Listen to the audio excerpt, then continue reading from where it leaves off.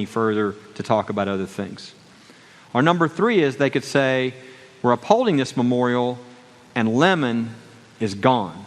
That fruit is squeezed until it's dry and we're lighting it on fire. Well, they ruled in our favor that 7-2, don't touch the memorial.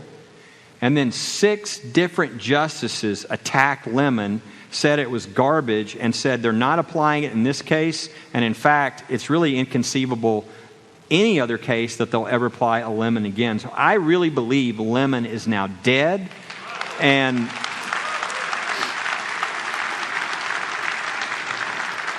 this major weapon that they've used for 50 years to attack religion in public is over. Now, if that's true, think of what that'll mean for the gospel. Instead of everybody tensing up when religion occurs in public, everybody will go, religion in public's fine. Are you being coerced? Is this a national church? No.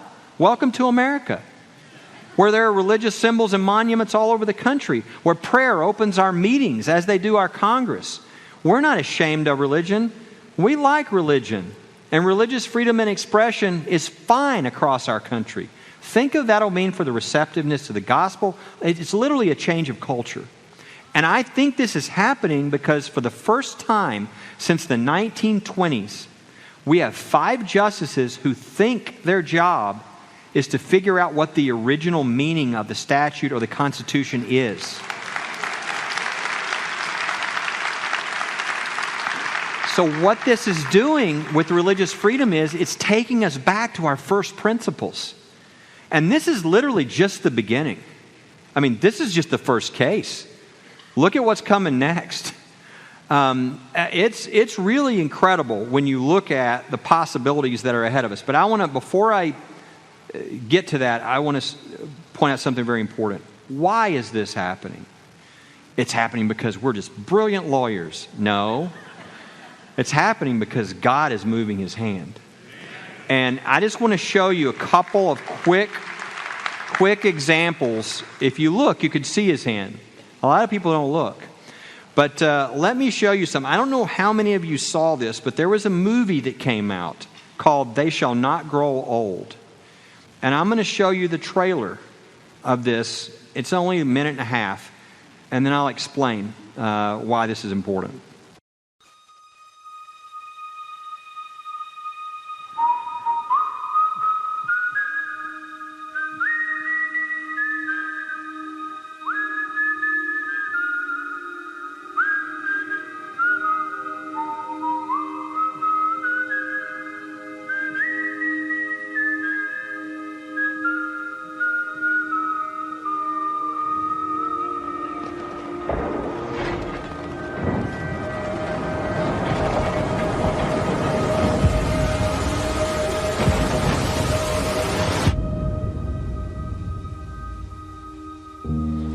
I was 16 years old and my father allowed me to go.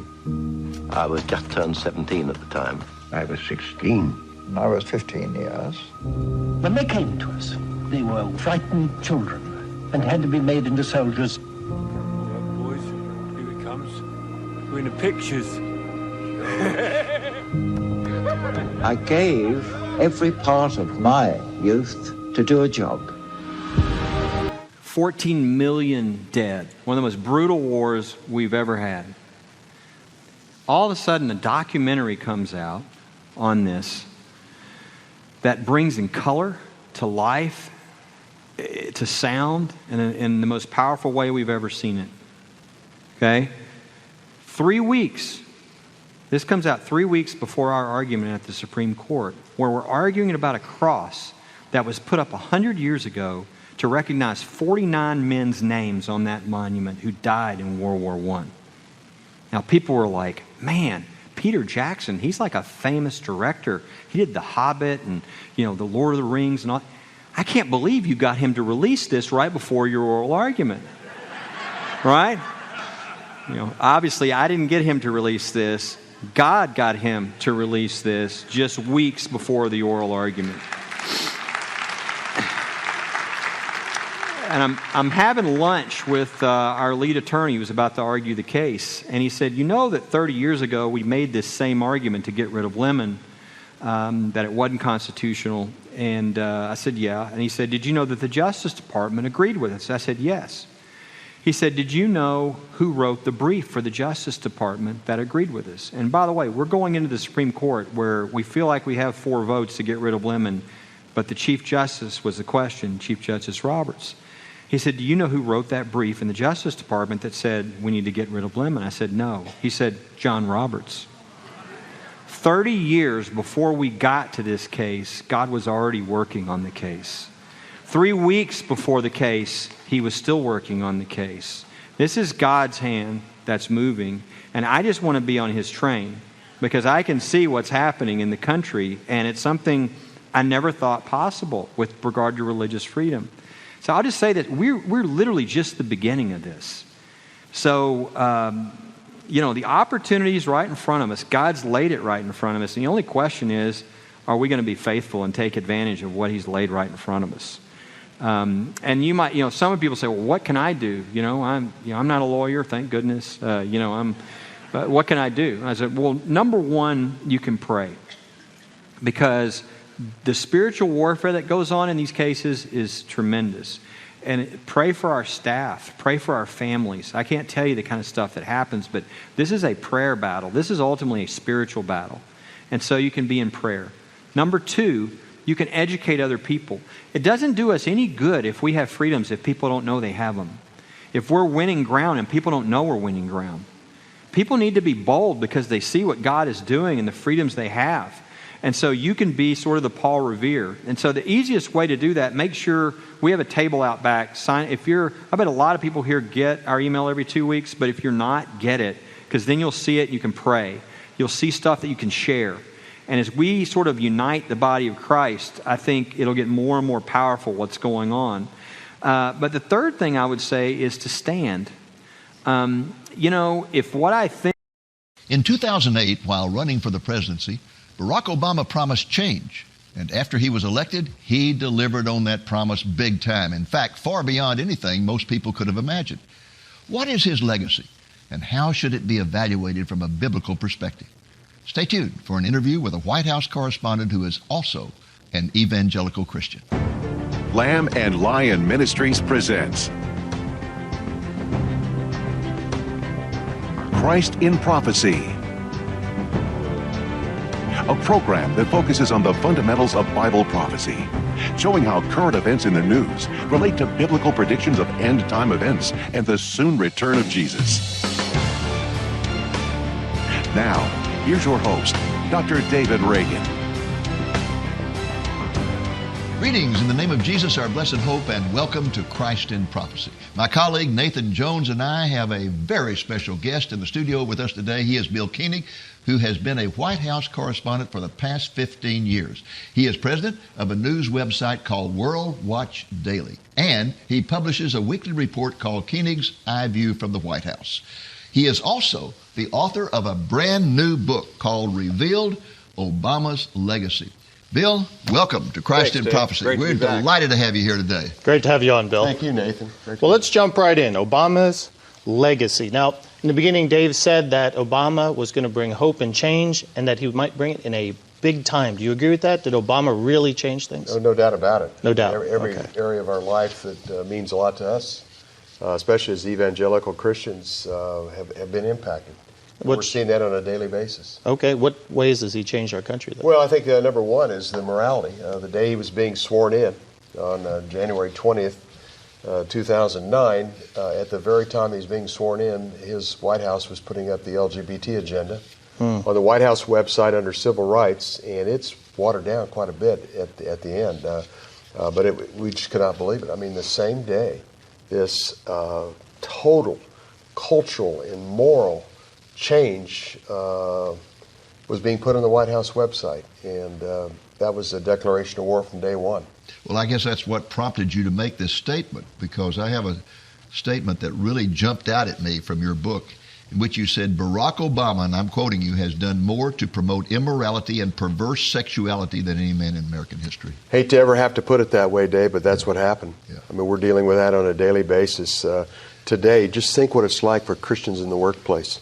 Just think what it was like for Christians in Obama's military and the difficulty for chaplains. I mean, every area of our life, we're considered the enemy. We're considered the problem. We're considered the bigots. And who would ever imagine, just a few years, who would ever have imagined that the day would come when the White House would be lit up with the colors of the moral perversion movement? Absolutely. Absolutely. June 26th. It's like I'm going to cram it down your throat. Or that we'd fight for transgenders to be into, men to be into women's bathrooms, and the sports leagues and all fighting to get that. It's almost like overnight the country turned towards transgenderism and homosexuality when before they were very reserved about it. No doubt about it. I think what happened is during Clinton's 8 years in office, his June was the National Gay Pride Month. Every June. Mm-hmm. And then President Bush, George W. Bush, had nothing like that. Nothing in June. And then when Obama took over, June was the LGBT, and then they added Q later, in case you don't know what you are. Well, that used to just enrage me, and it still does, when he would declare June as the month to celebrate sexual perversion. And I would write him every year. I'd get on the internet and send a message to the White House. I didn't expect any answer. I didn't expect him to read it, but I had to do it, and I would object. But one year I decided to take a different approach, and that year I decided to get sarcastic.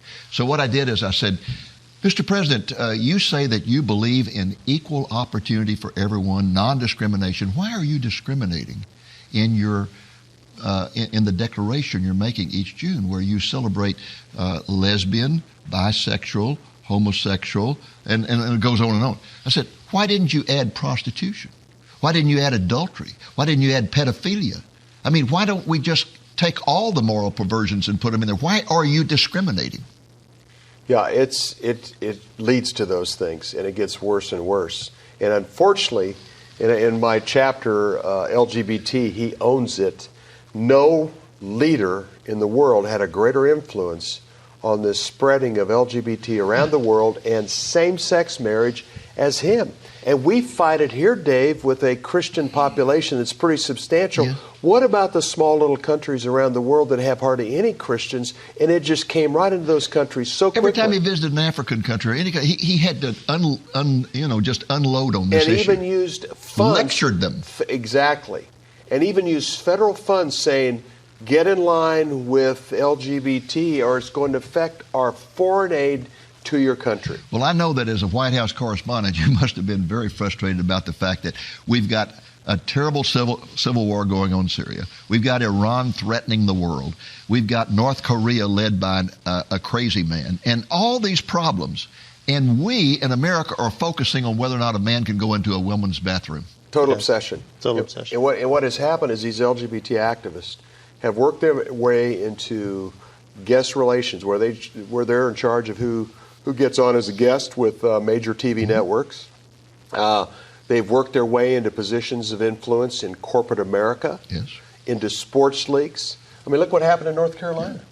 Look what happened to the state of North Carolina. Just basically their bill, after Charlotte said, we need to open up bathrooms. The Word of God says that if you rebel against him, he's going to step back. He's going to lower the hedge of protection. He's going to allow sin to multiply. In fact, in Romans 1, 3 times, and the last time he steps back, it says he will deliver the nation over to a depraved mind. I think that's where we are. Yeah, sadly, that's true. I mean, when you think about it, when a couple of good examples here, Secretary Gates of the Pentagon said that President Obama showed hardly any, if any, emotion at all about the plight of the military and other things that are necessary in terms of our readiness, preparation, and our budgets, but he was very involved with getting rid of defense, or don't ask, don't tell. Yes. Yes. Great interest in that. Same thing with Islam, a Muslim apologist. He has showed no emotion about the plight of Christians being persecuted and slaughtered for their faith in the Middle East, but a lot of emotion about bringing refugees from the Middle East and Northern Africa into America. Kelly Shackelford, the head of the Liberty organization here in the Dallas area, one of the greatest defenders of Christian faith in this country, has said over and over again, the average Christian says, well, you know, if homosexuals want to marry, that's fine. What does that have to do with me? It doesn't have anything to do with me. And he said over and over, it's going to impact everyone. Because, for example, you apply for a job, the sexual perversion mafia, which is what I call them, now they get on the internet, they see what church you're going to, they see what sermons that person is preaching, and suddenly you're under attack because you attend a church where a person preaches a sermon that says homosexuality is sinful. Absolutely. And Christians having to go to sensitivity programming, whether it's in the U.S. military. I have a friend that's son, graduate from Naval Academy, is in South Korea right now, and he said one of the reasons he would like to leave the military, he's tired of these transgender programs that they have to go through as being part of the military. And that's what the Chinese communists used to do. Put people in groups and surround them, and then everybody bombard them to get them to change their way of thinking. Yeah, and I have a friend that works for a Fortune 100 company. Yes. You know, they're having to go once, if not twice a year, to go through sensitivity programming about LGBT and about transgender. And basically what that means is you've got to not only accept it, you've got to endorse it. Tolerance anymore doesn't mean you just accept it. It means you've got to endorse it. It's a one-way street. Yeah. No tolerance towards us. And is that why you wrote this book? You wanted to... That was one of the reasons. When I was praying about the book, about doing the book, the Lord really put it in my heart, the Holy Spirit put it in my heart, 7 areas. Okay. And there are 7 areas. One is Muslim apologists. Number 2, what Israel in the Middle East. Number 3, what has happened to our U.S. military. Number 4, LGBT, he owns it. Number 5 is faith on his terms. And then will America ever recover? And then in the chance for him to repent, personally, in my final chapter. And also a little bit about his background to get a better idea of what influenced him to the extent. But I just saw, it's kind of a catharsis. I saw this go on for 8 years. You couldn't get involved actively in the press briefings to the extent that you would be shouted down or they would attempt to... shouting down might be too strong, but they would not appreciate any question that's contrary to his moral, or I call it immoral sex agenda, or immoral agenda. And so I just felt that there was a lot of things that were taking place that need to be documented.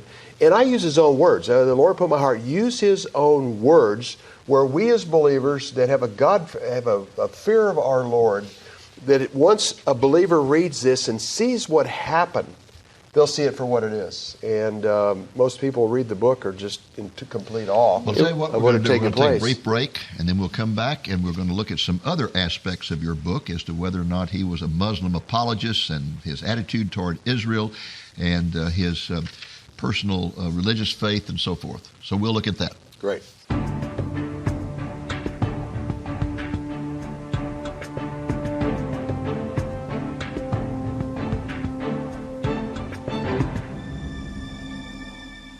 Welcome back to Christ in Prophecy, an interview with White House correspondent Bill Koenig.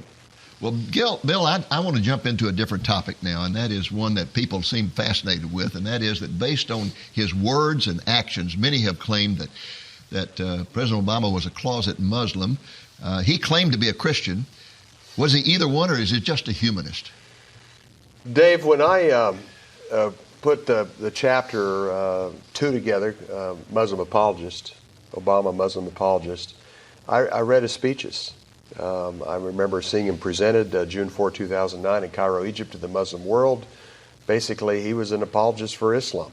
He was talking about Thomas Jefferson honoring the Quran to the point that he had a copy of it in the White House library. Well, Thomas Jefferson had a copy because he's trying to figure out what motivated what motivated the Barbary pirates. Yeah, we got a problem with the Barbary pirates who are Muslims, so we need to understand what influences them. I wish our think tanks in Washington would read the Quran too. They'd have a lot better handle on what's taking place. Well, I nearly fell out of my chair when I went to Cairo and talked about the great Muslim contribution to the development of America. I thought, what? On and on. Exactly. On and on, just like this. And, as long as I'm president, the doors of America are open to you.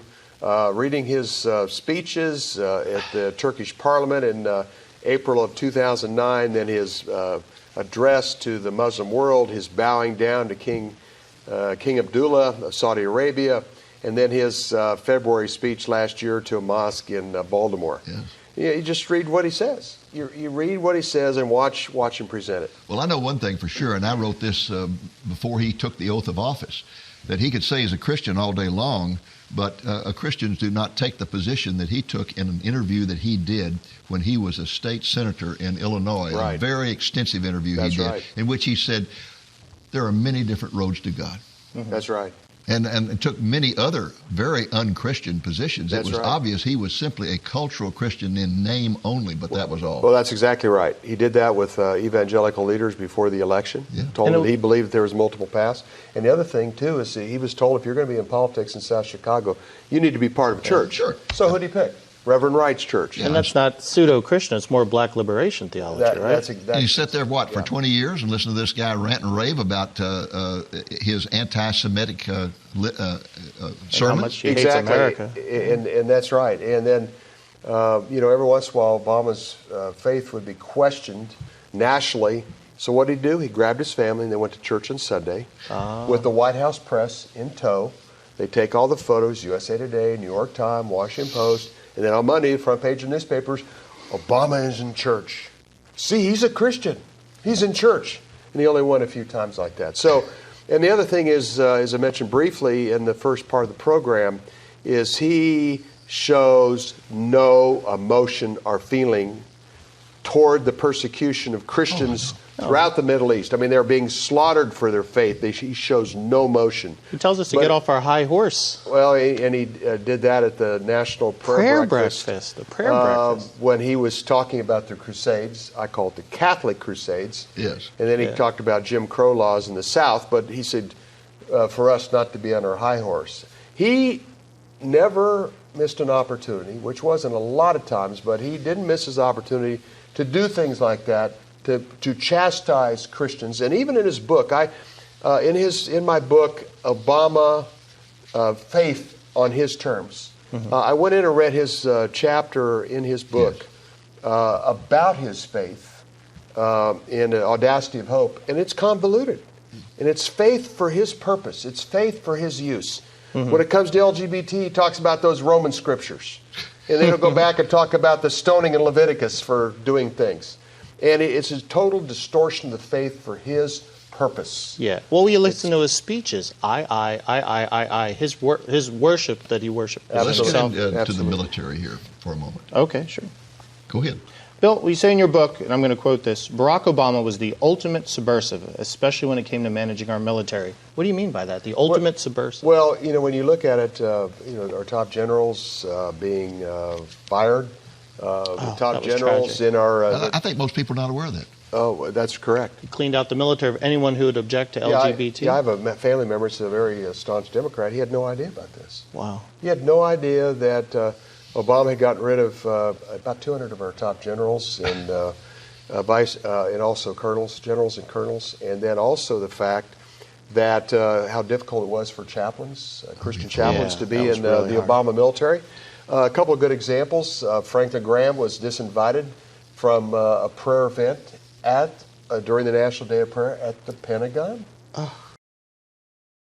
And, I mean, his son has had 5 or 6 tours of duty. His West Point graduate son had 5 or 6 tours of duty, maybe more than that now, in Iraq and Afghanistan. And then Tony Perkins, Family Research Council, was disinvited from giving a prayer event at Andrews Air Force Base. Or General Boykin, one of our Delta Force heroes, was disinvited from a couple events. Unbelievable. You just can't imagine. The morale is at the worst. Yeah. The Plus readiness he used the is military the really for social experimentation. Exactly. Yeah. That's what Admiral Lyons called it. Well, our time is almost up on this segment, so I want to get to the really important issue that I know is on your heart, and that is his relationship with Israel. Yes. What about it? Well, you look at a couple things. Number one is the Iran deal. Yes. He and John Kerry were... He sold Israel down the river. Yeah, absolutely. And he used the political power that he had and influence to get Democrats in the Senate to go along with it. A bill to this point, I don't know if it's ever even been signed. But it's a horrible deal. Well, it really was a treaty. It should have been a treaty voted on by the Senate, but he got around the Senate by not calling it a treaty. Exactly, which it's a treaty, and you need 2/3 approval in Senate. in the House in order for it to But be he treated Netanyahu like he was a dictator of some banana republic. Made him come through the kitchen. Yeah, no press conference at all with Netanyahu during 8 years. The first time Netanyahu comes to the Trump White House, they have a press conference. Oh, yeah. I mean, Big honors. It's distinctively different. ISIS, the junior varsity team. You talk about Israel and the Middle East. ISIS, the JV team. Moving out of Iraq too long. Now we got Iran moving in. Iran's calling the military shots in Iraq now because we moved out. The Pentagon says we need to keep at least 10,000 troops in there because we can't move out too fast. Obama says, I want to get out of there quickly. So we got out of there quickly, and what happened? We left. And here are the Democrats claiming that the Russians interfered in our election and all and so forth, and yet he, Obama, interfered in the elections in Israel, didn't he? No doubt about it. He over $300,000, I think it was, $325,000, $350,000 in that range, attempted to have Netanyahu defeated. He sent a whole team over there. I had a political team over there working this funds through the State Department. I mean, unbelievable.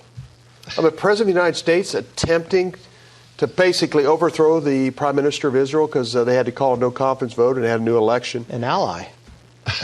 Absolutely. So the Middle East, and then telling the Saudis, who are petrified of a nuclear Iran, that you need to get used to two major powers in the Middle East, Iran and yourself. Well, you're well known for the book that you wrote called Face to Face. Eye to Eye, Eye to Eye, in which you pointed out that God has put remedial judgments upon this nation for our mistreatment of Israel. And this certainly has happened during the Obama administration. Absolutely. I'm updating that book right now, Dave. And what took place when we put pressure on Israel to divide Judea, Samaria, and East Jerusalem, dramatic catastrophes happened during Obama's time in office, just like Bush, Clinton, and Bush.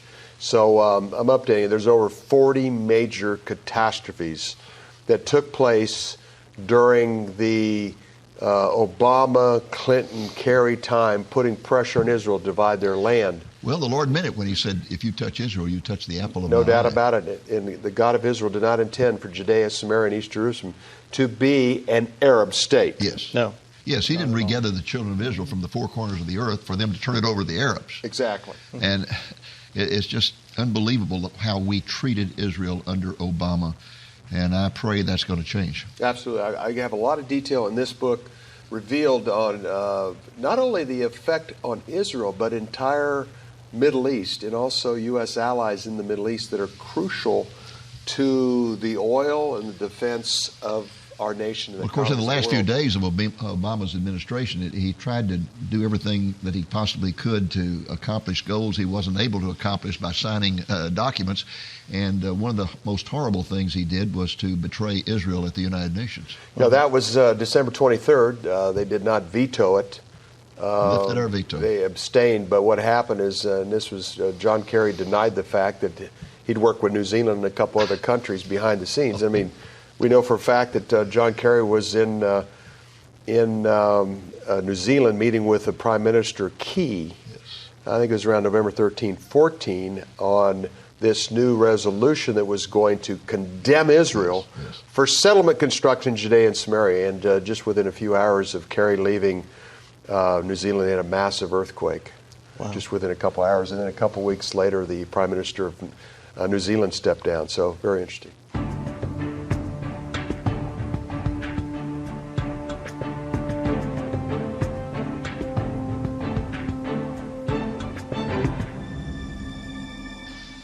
Welcome back to Christ in Prophecy, an interview with White House correspondent Bill Koenig. Well, Bill, the next to the last chapter in this wonderful book of yours called Revealed, Obama's Legacy. The next to the last chapter is entitled The Legacy. Will America Ever Recover? What about it? Good question. Well, we're seeing the byproduct right now, Dave, as we watch the President Trump attempt to put his administration together, his cabinet positions together, the leaks that are coming out of our intelligence offices, the leaks that are coming out of the State Department. Obama's got a lot of people in place still. The process of replacing them has been very slow, and some are lifers. Mm-hmm. That's going to be one of his number one challenges. The other thing on the moral front, I've talked to other evangelical leaders on this. It's very difficult to take turf back, like eliminating don't ask, don't tell. Can you take that back? Same-sex marriage, telling people that you are taking that away. That they're trying to do something on the transgenderism legislation. Trump just did an executive order on that. So, these are things that have been put in place over the last 8 years that are difficult to unravel. Everything he does is going to be challenged in court. Everything. A good example of something somewhat innocent on, on his immigration policy, that it was only 7 Muslim countries out of over almost 50, or 53, I think now. And if he has any power at all, he has that power. That's exactly right. So what's happened? There was 25 lawsuits over a travel ban. On just a travel ban. And every other president has done a travel ban. Exactly. Right? Huh. And as you mentioned in our pre-conversation here, the ACLU raised $25 million during this period of debate over the travel ban. So I'd say the difficulty is what's been left behind, the legislation that's been put in place. The executive orders can be reversed, but there was a lot of damage, whether it is an Obamacare that's not working, or whether it's the moral LGBT agenda, transgenderism agenda, that was forced on education, that was forced in corporate America, a military that is so depleted right now, it's going to take 3 to 5 to 7, maybe as long as 10 years to replenish the military that was left. After 8 years of the stormiest relationship with Israel in our history, do better days lie ahead? Is the Middle East on the verge of war? Will the Trump administration trash the deal that Obama made with Iran? Will ISIS attack Israel? And will we ever move our embassy to Jerusalem? For a discussion of these issues with a White House correspondent, stay tuned. Lamb and Lion Ministries presents Christ in Prophecy, a program that focuses on the fundamentals of Bible prophecy, showing how current events in the news relate to biblical predictions of end-time events and the soon return of Jesus. Now, here's your host, Dr. David Reagan. Greetings in the name of Jesus, our blessed hope, and welcome to Christ in Prophecy. My colleague Nathan Jones and I have a very special guest in the studio with us today. He is Bill Koenig, who has been a White House correspondent for the past 16 years. He is president of a news website called World Watch Daily, and he publishes a weekly report called Koenig Eye View from the White House. He is also the author of a brand new book titled Revealed. The subtitle is Obama's Legacy. Bill, welcome to Christ in Prophecy. Thank Glad you, to have Dave. you. Yeah. So good to have you on, Bill. Good to see you, Nathan. Thank you. Well, let's jump into this chapter. You have chapter 3, Israel's existence in danger and Middle East chaos. Okay, Obama is out of the presidency now, but how did he leave the relations between Israel and the United States? Well, it was a contentious relationship. A lot of pressure early on. When Hillary Clinton was the Secretary of State, she had this idea: let's just start putting the squeeze on Israel immediately on settlement construction. And so that started things off on the wrong track. And then just right after he took office in January 2009, Obama went to the Turkish parliament and then went to Cairo, Egypt on June 4, 2009, and spoke to the Muslim world, talked about how great Islam was and the importance of Islam and the relationship here in the United States. And then just one thing after another, pressure in Israel when John Kerry became Secretary of State, not being treated very well, no formal press conference with the Israeli Prime Minister, Netanyahu. He made him come through the kitchen, didn't he? At one time, it was kind of had to come through the kitchen. It was kind of unannounced. And then he left and went up and had dinner with his family. Treated him like dirt. Yeah, didn't treat him very well. So obviously Netanyahu's very happy about the new administration. I'd imagine. But they treated him with full honors, right? Totally. Press conference right after the first visit to the White House, press conference. I was there for it. It was fantastic, and the spirit was very good. But what happened is, how has he left the Middle East? Yes. The Iran nuke deal, Dave, that we've talked about a lot, is a horrible deal. It makes the Middle East more dangerous, and it definitely makes things more dangerous for the state of Israel.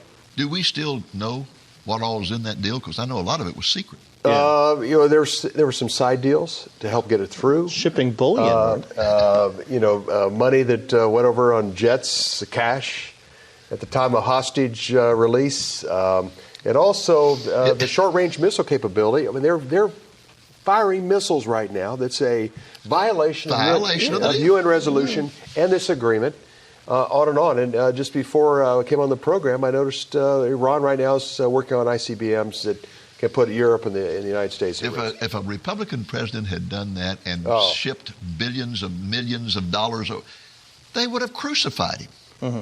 Crucified him. Absolutely. And the good thing, Dave, we know this, a Republican administration would never have cut that kind of deal with Iran. No. We had Iran up against the ropes. I have a good friend in Israel, Mordecai Kadar, who's a 27-year student of the Middle East for the Israeli Defense Force in the intelligence area. And he said Iran was up against the ropes, using a boxing terms, and we let them off the hook. And horrible deal. Iran is now in charge of the Iraqi military. They've increased their strength in Syria. They're moving weapons of mass destruction or potential mass destruction into Syria, attempting to get weapons to Hezbollah, and have been empowered completely by the Iran deal. When, if ever, is Israel going to do something about this? They were very close to doing it when Obama was in office. Matter of fact, October 2008, right before the election, Pentagon leaks, Secretary of State Clinton said don't do it.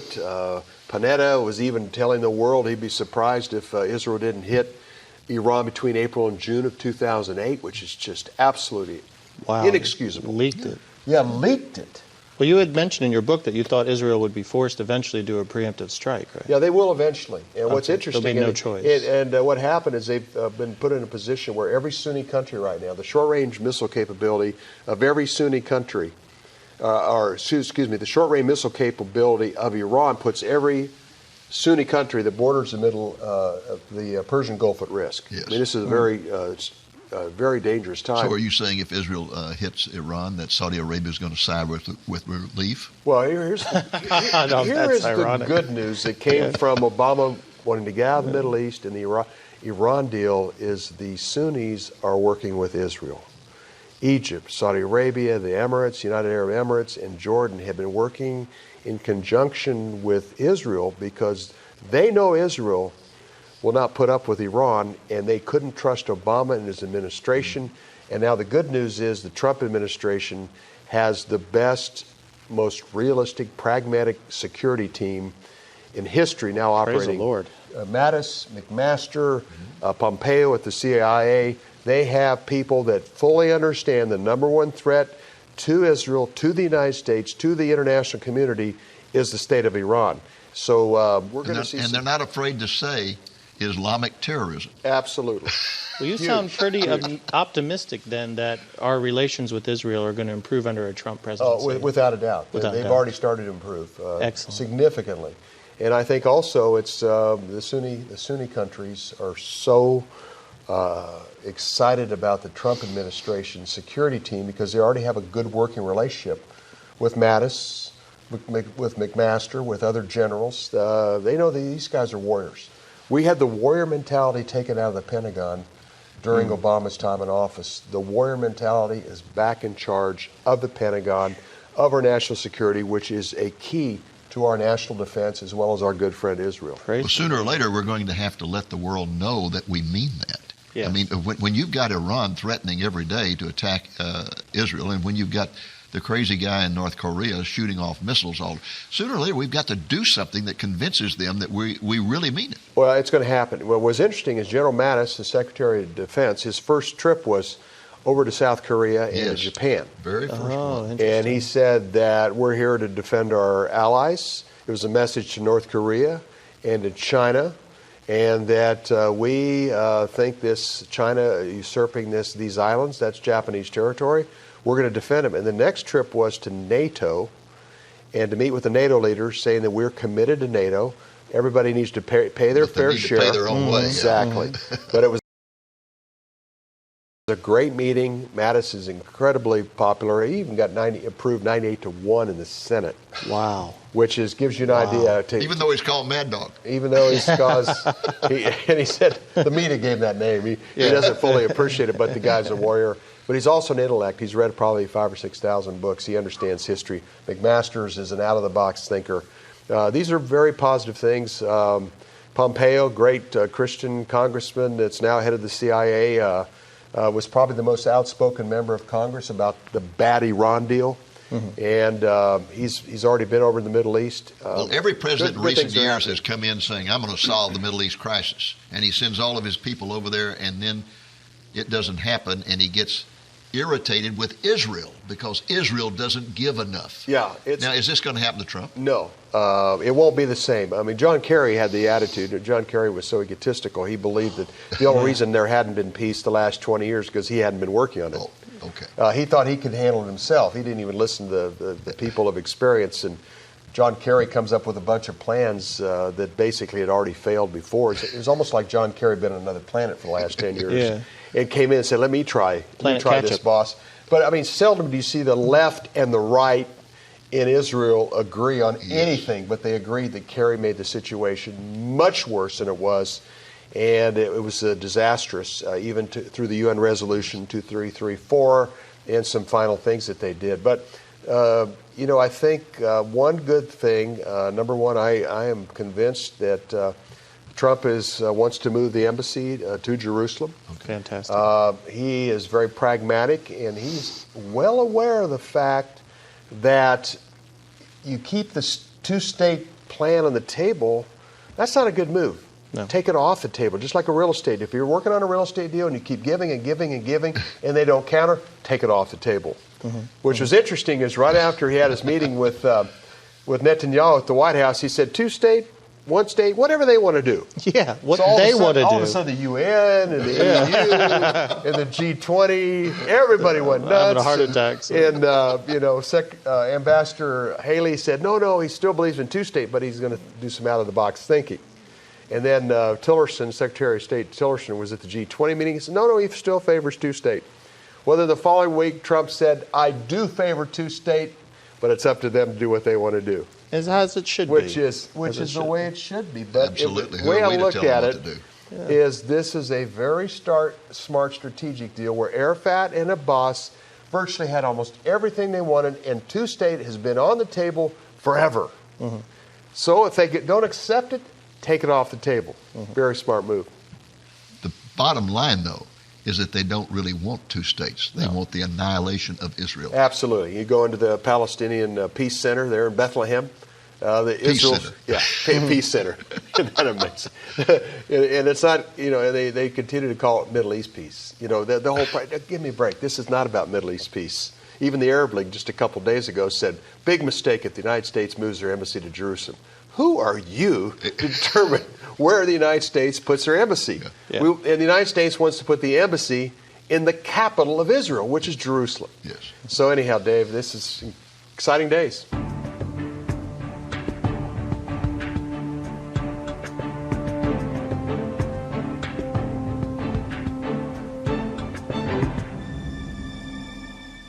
Welcome back to Christ in Prophecy, an interview with White House correspondent Bill Koenig. Bill, right before the break, you mentioned about moving the embassy to Jerusalem. I want to go back to that for a moment. It seems like just about every president we've had in recent years, including the Bushes, said they were going to move the embassy to Jerusalem, and then as soon as they're elected, they just back off and seem to forget about it. What is the problem here? Why is there so much reluctance? Is it a fear of Islamic terrorism? I've even heard recently that some have speculated that the Israelis don't even want us to move the embassy. Well, number one is the terror. I mean, in 1995, when that resolution was put in place, Feinstein and at that time her aide Dan Shapiro, who ended up being Obama's ambassador to Israel, put that stipulation in that it's up to the president every 6 months, if necessary, to determine if now's a good time to move the embassy. And every time they don't, because of fear of outrage in the Middle East among Muslim countries. Well, there's no doubt some of our embassies would be attacked. Very, very likely. But should that fear guide our policy? No, and I think what's developing right now is a coalition of U.S., Israel, Sunni countries. Okay. You know, Israel's been working closely with the Sunni countries out of their fear over Iran.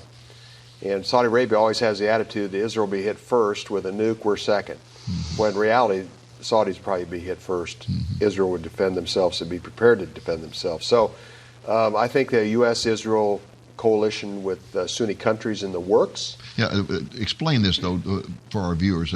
Iran is a Shiite country. Shiite, which is about 20% of Islam. Right.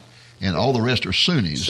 And so they're in all the countries, and they don't like each other. No, they have a horrible dislike for each other.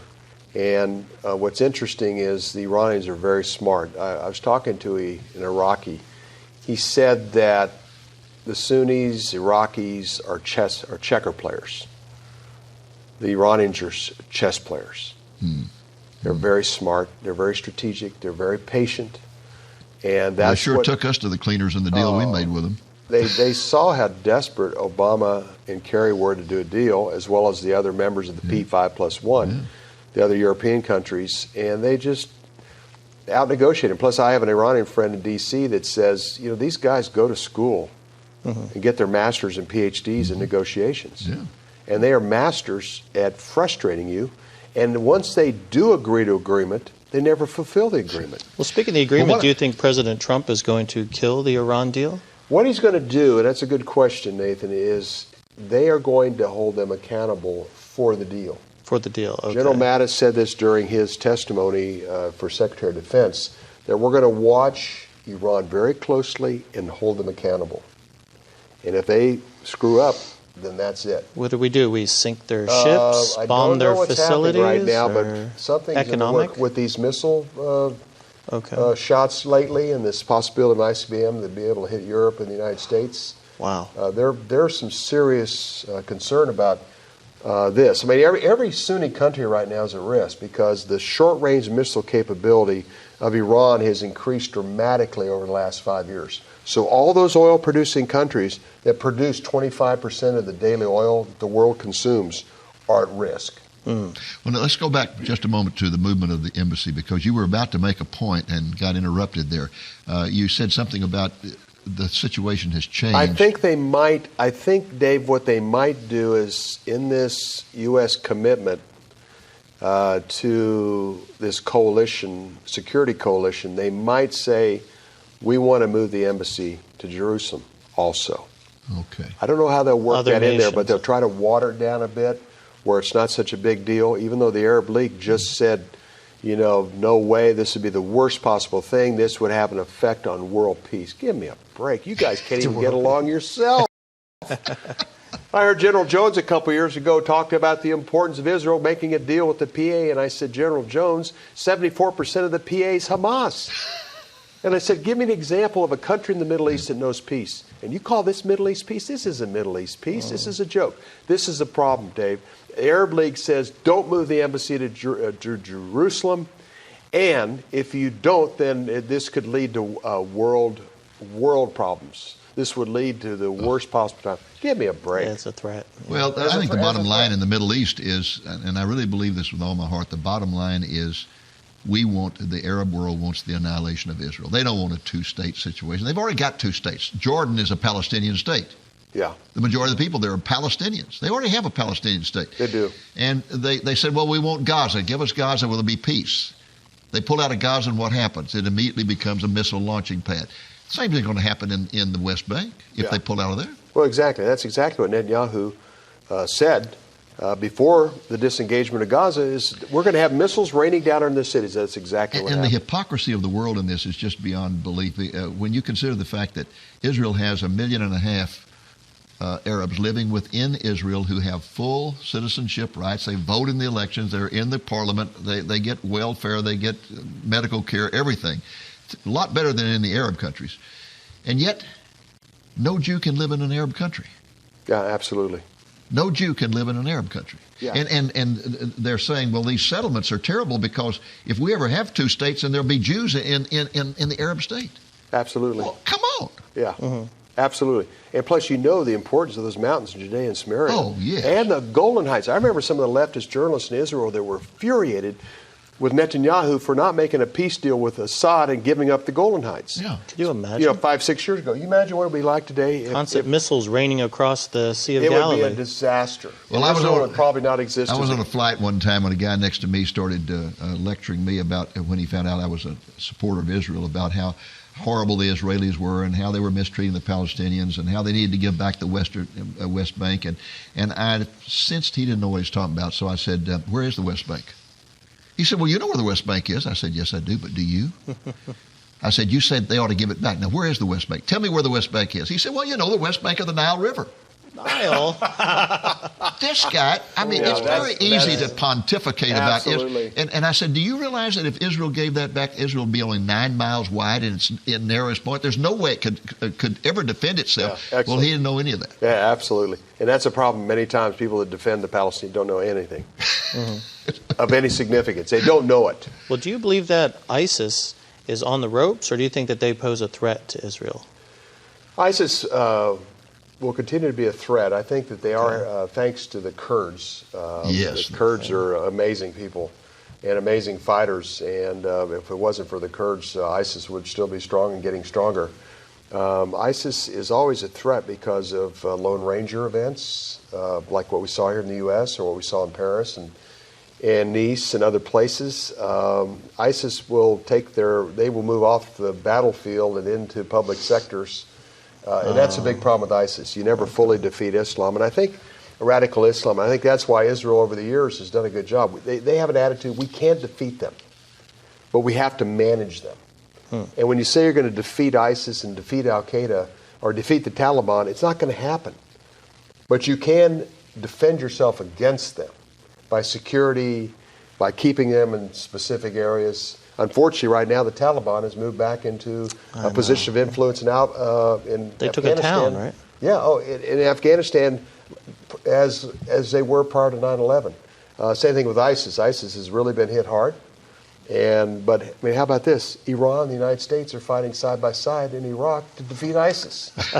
And Iran is calling the shots in the military. I have a friend that's father was a general before Saddam Hussein took over, who now lives in the U.S., said that she was there interviewing the director of the Iraqi military, and he said that he takes his orders from Soleimani, who's the head of the Al-Quds force out of Iran. So this is what's challenging about Iraq right now, and the fact we put $3 trillion plus in the Middle East, and especially in Iraq and Afghanistan, is how do we move Iran's influence out of Iraq, or how do we move that influence away from Syria? And that's why we have to do something with Iran soon, because it's only going to get worse.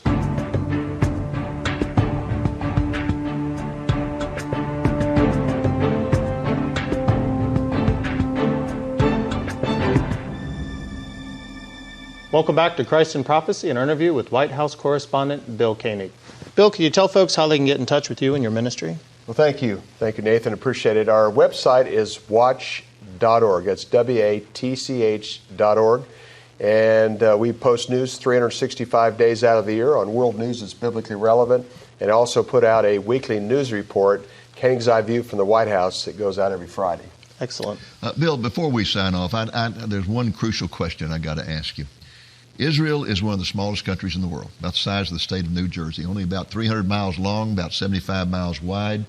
It is a country that has a very small population of 6.5 million Jews and maybe 1.5 million Arabs. It's surrounded by 350 million Arabs who want it destroyed. Is there any hope for Israel? Well, Dave, as we know, there is hope, because the God of Israel will protect them, defend them. He neither slumbers nor sleeps. Neither slumbers nor sleeps, and as watchmen, as we all are, we keep informing people on what is happening biblically. This is the most exciting time of biblical history. It's playing out right before our eyes. I used to speak, and 15, 20 years ago that you could relate to, we might have 2 or 3 final day events in play at the same time. Today we have everything in play, and it's accelerated at a breathtaking pace. And the time clock is Jerusalem. And every nation in the world wants to divide the city of Jerusalem. And virtually almost every nation in the world wants to give Judea and Samaria to a future Arab state. And all that's fulfillment of prophecy, because in Zechariah it says, in the end times, the whole world will come against Israel over the issue of Jerusalem. Absolutely. Jerusalem will become we're a seeing Bible burdensome prophecy stone. fulfilled. Absolutely. And you look back on history, and the Babylonians tried to destroy Israel, and the Medes and the Persians tried, the Romans tried. All of them are in the dustbin of history, and here's this tiny little state. It's the focus of the world. Yeah. Mm-hmm. It's amazing when someone throws a rock at someone in Israel or with the Palestinians, it's front page news all around the world. If there's a suicide event, it's front page. If there's a peace event, or if Israel starts building homes in Judea and Samaria, front page throughout the world. Proof Every there's major a God. leader. Yeah. It's incredible. Proof that this tiny little country, the size of New Jersey, is as biblically significant to Israel as the God of Israel as ever before. That was really impressed upon me the other day when I was reading some book. I can't even remember what it was now. And the fellow said, just stop and think for a moment. What if a prophet had gone to Pharaoh and said, Pharaoh, in the end times, the most important nation in the world is not going to be Egypt. It's going to be that little group of slaves you got out there working for you. One of the best-known names in the field of Bible prophecy is Tim LaHaye. He is the author of many best-selling books about Bible prophecy. He is perhaps best known for his remarkable series of Left Behind books consisting of a total of 16 volumes about the end times that have sold more than 80 million copies. I had the opportunity to talk with him about Bible prophecy shortly before his death in 2016. Stay tuned for that interview. Lamb and Lion Ministries presents Christ in Prophecy,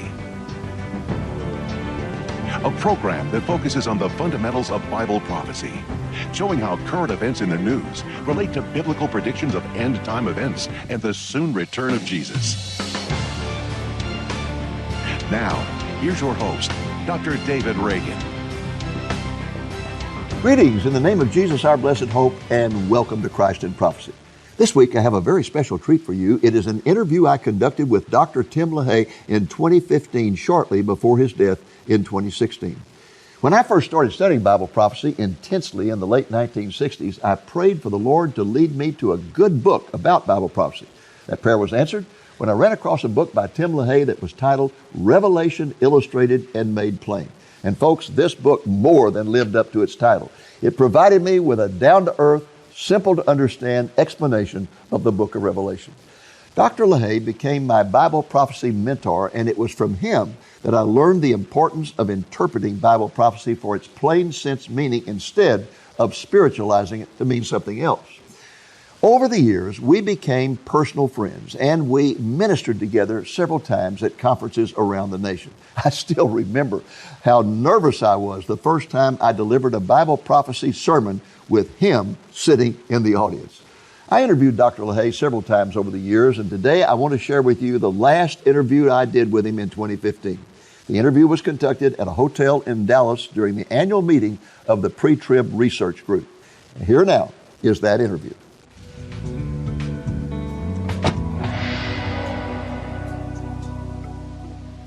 Tim, from the viewpoint of Bible prophecy, what is the greatest burden on your heart today? I would say, let me add a proviso to that.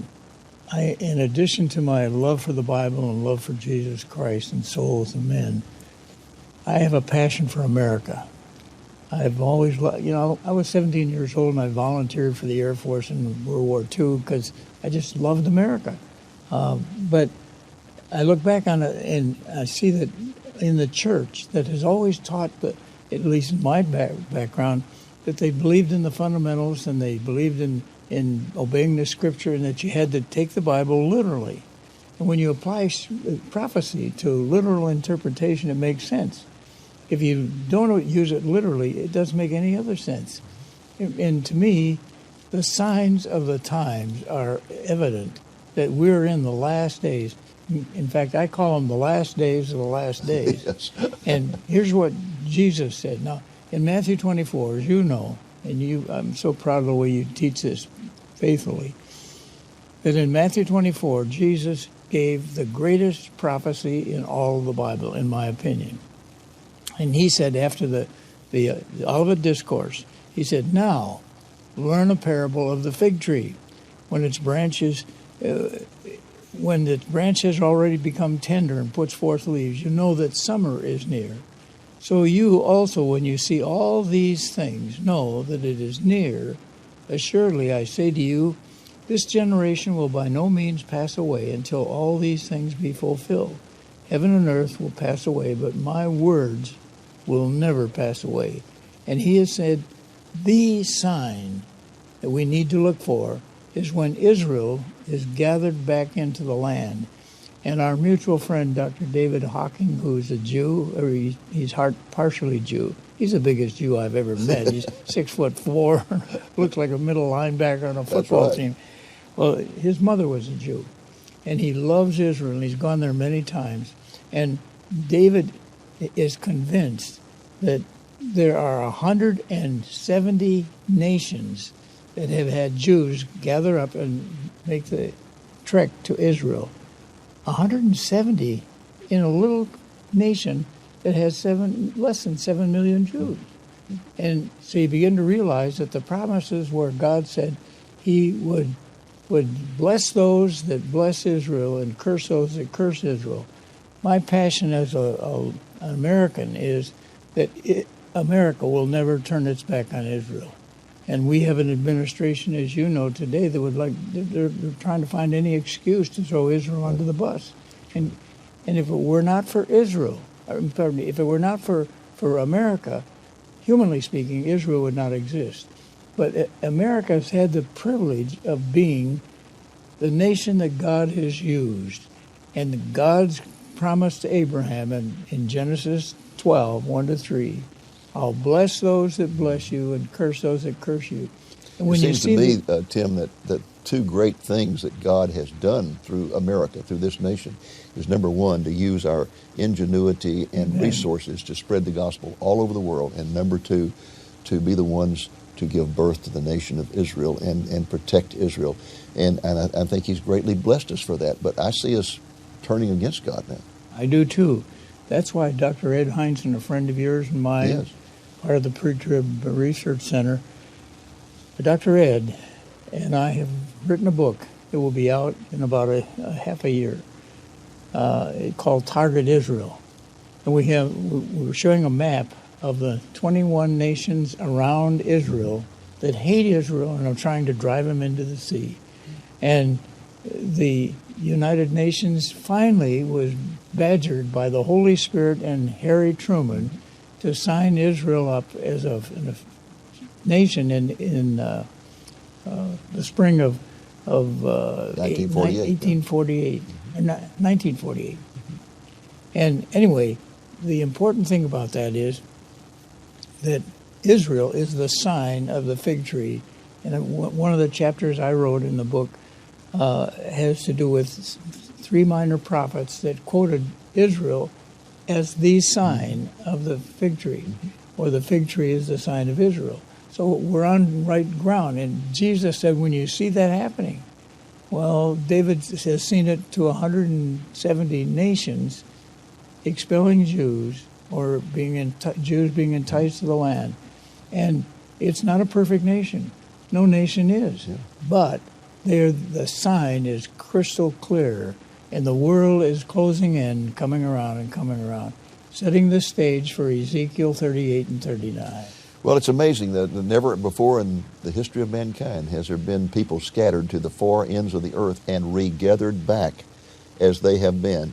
And even a person who doesn't know prophecy or doesn't believe in the Bible would have to stop and say, this is something spectacular. This is something supernatural. That's a very good point, and it proves